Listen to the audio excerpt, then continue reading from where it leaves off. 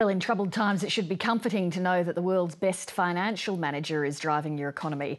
And according to Euromoney magazine, that's the position Australia is in. The magazine's nominated Wayne Swan as the world's best finance minister for his stewardship of the Australian economy during and after the global financial crisis. It once gave the same honour to Paul Keating. The irony is that while the world applauds, Australians themselves are clearly less than pleased with the Gillard government's financial management. A short while ago, political editor Chris Uhlmann spoke with the Treasurer. Wayne Swan, welcome. Good to be with you. Why hasn't the government been able to make more political capital out of its fiscal capital? Well, I think what we've seen with this award is a tribute to the hard work of millions of Australians, really, small businesses particularly, but also working people who made our economy one of the strongest in the developed world and one of the few that didn't experience a recession.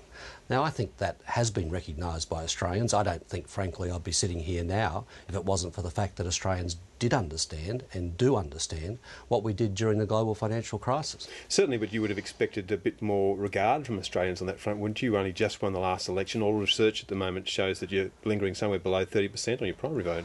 Well, we can go through and talk about the last election if you like. I don't think that's very productive, but I think Australians did recognise the fundamental role that the government played working with the Australian community to put in place one of the most effective stimuluses in the developed world. The consequence of that has been very strong employment growth, and we've done it in the context of implementing very strict fiscal rules. But having said all of that, we are also putting in place a fundamental long-term reform program to build on those underlying strengths of a good fiscal position, our low debt. And in doing that, that's not always popular. And as it was in the past with some of those very significant reforms, there's a lot of political opposition. And we've seen that during the last year or so. But even the magazine which gave you the award, Euromoney, said you were hailed by everyone overseas from the IMF to the OECD, yet loathed at home.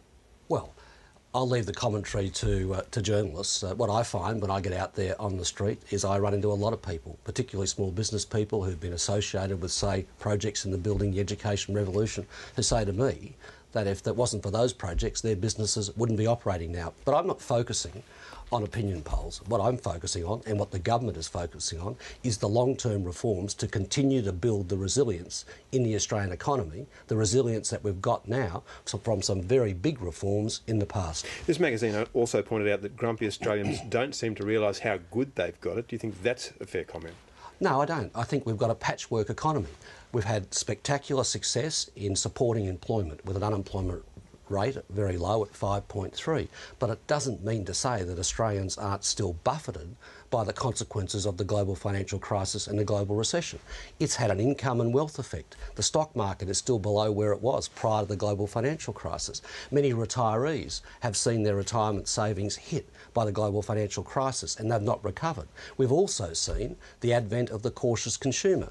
The good side of that is that Australians are saving a lot more. The downside of that is they're not spending as much, particularly in traditional retail. So that's caused softness in parts of the economy, and overlaid over all of that, because of our record terms of trade, we've had a high dollar, and that's impacting in particular sectors adversely. So there's a mixed picture out there, and I don't think that everyone is in the fast lane of the resources boom, and I know that there are many people out there who are doing it tough. Do you think, though, that for too long, governments, and that includes the Howard government and your governments, have focused too much on cost of living issues and what the government really can do for people on cost of living? There is only so much any government can do, isn't it? Well, I think we've got to do what's financially and economically responsible.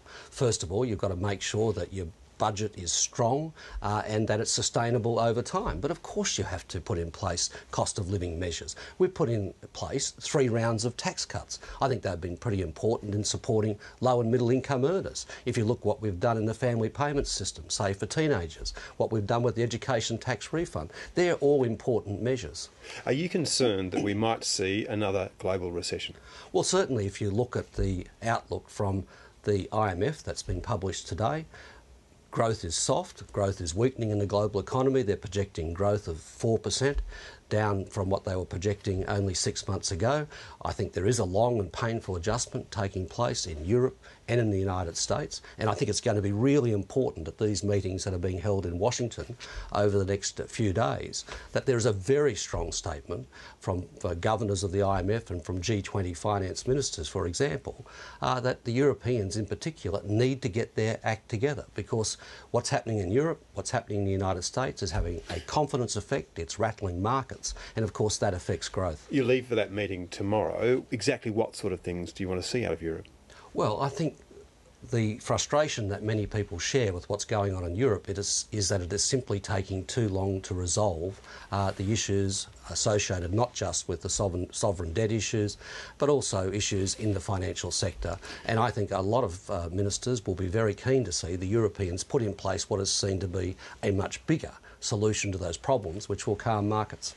Are you prepared to sacrifice your surplus if things get worse on the international front? Well, I've made it very clear that we need a clear and consistent fiscal policy. Part and parcel of that is bringing our budget back to surplus in 2012-13. We're determined to do that, but I have made the common sense observation that as global growth is lowered, that impacts on growth here, that impacts on the budget, and certainly it's made it much tougher in the environment we are in at the moment to bring the budget back to surplus in 2012-13. But it's a very important priority for the government, and we're determined to do it. Clearly, though, you thought that stimulus worked last time. Would you use stimulus again? Well, I don't speculate about what's going to happen in terms of where growth will go in the global economy, but I would make the point that the International Monetary Fund, when they had a good look at our economy and published the results about a month ago, pointed to the fact that there was plenty of room in Australia for fiscal and monetary policy to be deployed should it be required. I'm not anticipating that it's required, but I would make the point